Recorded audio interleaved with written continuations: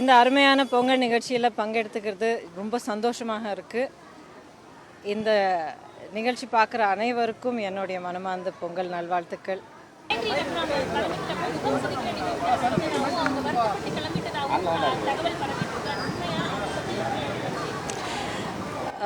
இதை பற்றி இது ஒரு பெரிய விஷயமாக நான் பேச விரும்பலை. ஏன்னா ஒரு குடும்பமாக செயல்படக்கூடிய கழகத்துக்குள்ள ஒரு கருத்து வேறுபாடுன்னு கூட நான் சொல்ல மாட்டேன். எத்தனையோ விஷயங்கள் என்னமோ காரணமாக இருந்திருக்கலாம். நம்ம என்ன பார்த்து நம்ம பேச வேண்டியது இருக்குன்னா, எல்லாருமே அனைவருமே இந்த ஒரு முக்கியமான ஒரு விஷயத்துக்காக திறந்து வந்திருக்காங்க. ஒரே குரல் கொடுத்து போராடிட்டு இருக்கோம். அதுதான் முக்கியமானது.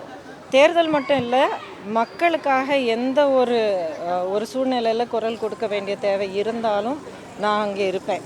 இத்தனை வருஷமாக நான் அப்படியே செயல்பட்டு வந்துட்டுருக்கேன். அரசியலுக்கு அப்பாற்பட்டு கூட நான் அப்படியே தான் செயல்பட்டுருக்கேன். அது கழகத்துக்குள்ளே இந்த மிக ஒரு முக்கியமான பொறுப்பை எனக்கு வழங்கப்பட்ட பிறகு என்னுடைய அனைத்து முயற்சிகளோடையும் நான் கண்டிப்பாக செயல்படுவேன். பெண்களுக்கு எதிரான குற்றத்தில் ஈடுபடுபவர்கள் மீது எடுக்கப்படக்கூடிய தண்டனை கடுமையாக்கணும்னு சொல்லி சட்டப்பேரவையில் தீர்மானம் நிறைவேற்றியிருக்காங்க. இதை நீங்கள் எப்படி பார்க்குறீங்க? இந்த தண்டனை மட்டும் கடுமையாக்கப்படணுமா, இல்லை என்ன மாதிரியான விஷயங்கள் பெண்கள் பாதுகாப்பை உறுதி செய்யணும்னு நினைக்கிறீங்க?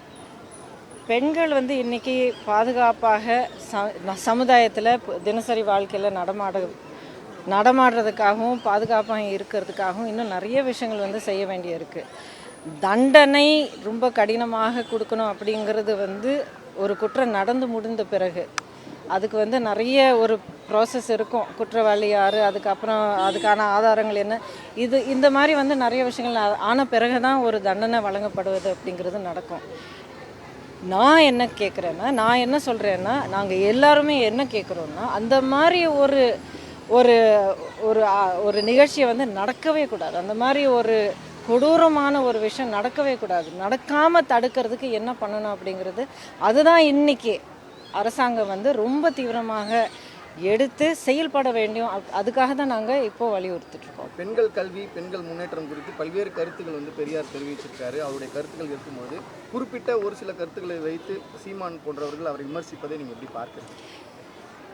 நான் ஒன்று சொல்லுவேங்க. அதாவது முன்னோர்கள், பெரியவர்கள் எல்லாருமே வெவ்வேறு கருத்துக்கள் தெரிவிச்சிருக்காங்க. அதுதான் நம்மளுடைய பாரம்பரியமாக இன்றைக்கி அரசியல் பாரம்பரியமாக இருந்தாலும் தமிழகத்தில் நம்ம எல்லோரும் நடமாடிக்கிட்டு இருக்கிற இந்த தினசரி வாழ்க்கையிலையும் ஒவ்வொருத்தங்களும் ஒவ்வொரு விதமாக கைப்பற்றி நம்ம நடந்துகிட்ருக்கோம். எல்லாத்துக்கும் அடிப்படை விஷயம் என்னென்னா, ஒவ்வொரு பெண்ணுக்கும் தன்னுடைய வாழ்க்கை, தன்னுடைய உரிமையோடு, தன்னுடைய விருப்பத்தோடு வாழக்கூடிய அனைத்து உரிமைகளும் அனைத்து தேவைகளும் இருக்குது. இது ஏற்படுத்தி கொடுக்க வேண்டிய ஒரு கடமை அரசாங்கத்துக்கும் இருக்குது, சமுதாயத்தில் இருக்கிற சக மனிதனுக்கும் இருக்குது. மேடம், ஒரு பிரதான எதிர்கட்சி அதிமுக தொடர்ச்சியாக இடைத்தேர்தல் வந்தால் பாய்காட் பண்ணிகிட்டே இருக்கீங்க. இப்படியே போனால் மக்கள்கிட்ட அந்நியப்பட்டு போயிட மாட்டீங்களா அதிமுக? கண்டிப்பாக இல்லைங்க. எத்தனையோ தொகுதிகள் இருக்குது.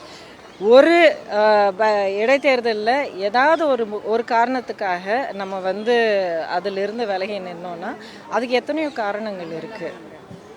அண்ணன் எடப்பாடியார் அவர்கள் ஒரு முடிவு எடுத்தாருன்னா அதுக்கு பின்னால் நிறைய யோசனைகள் இருக்கும். அதுக்கான நிறைய ரொம்ப நியாயமான காரணங்களும் இருக்கும். செய்திகளை உடனுக்குடனும் துல்லியமாகவும் தெரிந்து கொள்ள சப்ஸ்கிரைப் பண்ணுங்க.